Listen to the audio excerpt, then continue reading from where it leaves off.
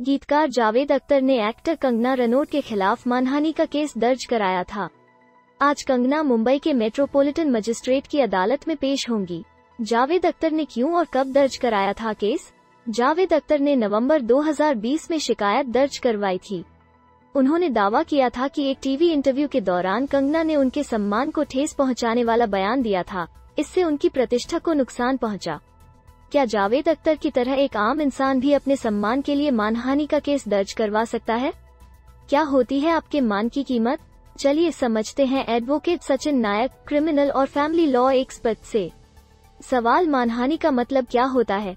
जवाब, अगर कोई इंसान आपकी इज्जत के साथ खिलवाड़ करता है, मसलन गलत स्टेटमेंट देना, गलत बातें छपवाना, बिना सहमति के कोई गलत कमेंट करना, इसे ही कानूनी भाषा में मानहानि कहते हैं, यानी आपके मान को ठेस पहुंचाना। सवाल, मानहानि कितने तरह की होती है?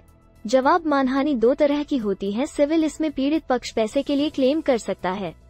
मानहानि का केस सिविल कोर्ट या हाई कोर्ट में दायर किया जा सकता है। क्लेम करते वक्त बताया जाता है कि उस व्यक्ति की रेप्यूटेशन क्या है और उसका कितना नुकसान हुआ है।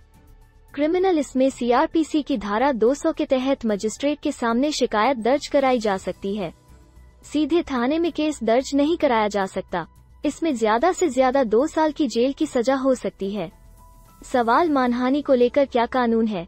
जवाब, इंडियन पीनल कोड आईपीसी की धारा 499 और 500 में किसी भी व्यक्ति की इज्जत और प्रतिष्ठा को सुरक्षा देने का नियम है। धारा 499 में इस बात का जिक्र है कि किन परिस्थितियों में मानहानि का दावा किया जा सकता है और धारा 500 में उसकी सजा के बारे में लिखा गया है।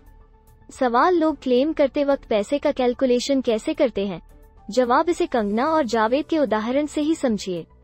मान लीजिए जावेद अख्तर की एक दिन की कमाई 50 लाख रुपए है और जिस दिन से उनकी मान की हानि हुई है, उस दिन से उन्हें कितने का नुकसान हुआ है, वो इसे कैलकुलेट करेंगे।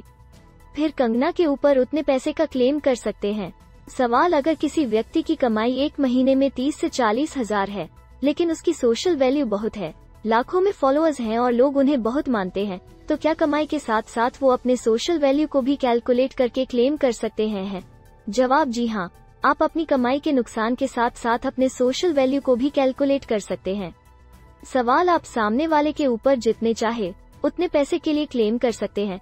जवाब, हाँ, आप जितने पैसे चाहे उतने पैसे के लिए क्लेम कर सकते हैं, जैसे 1 करोड़, 2 करोड़, 3 करोड़ या इससे ज्यादा भी, लेकिन सामने वाला देने की स्थिति में है कि नहीं, यह कोर्ट तय करता है। कोर्ट दोनों पक्षों की बातों और सबूतों को देखेगा।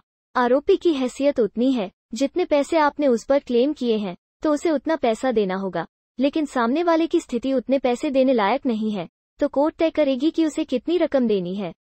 सवाल, मानहानि के लिए कोर्ट में कितनी फीस जमा करनी होती है? जवाब, कोर्ट की फीस ज्यादा से ज्यादा 1,50,000 रुपए है। इतने पैसे जमा करने के बाद आप जितना चाहे उतने पैसे की मांग रख सकते हैं।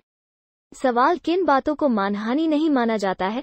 जवाब, इन बातों को मानहानि नहीं माना जाता है। चलते चलते जान लीजिए, रामलला का कोई अपमान करे तो क्या मानहानि का केस होगा? जी हाँ, उनके कुल या परिवार के लोग मानहानि का केस कर सकते हैं। हालांकि उन्हें लोग पूजते हैं, इसलिए उनकी संपत्ति या पैसे का कैलकुलेशन नहीं किया जा सकता है।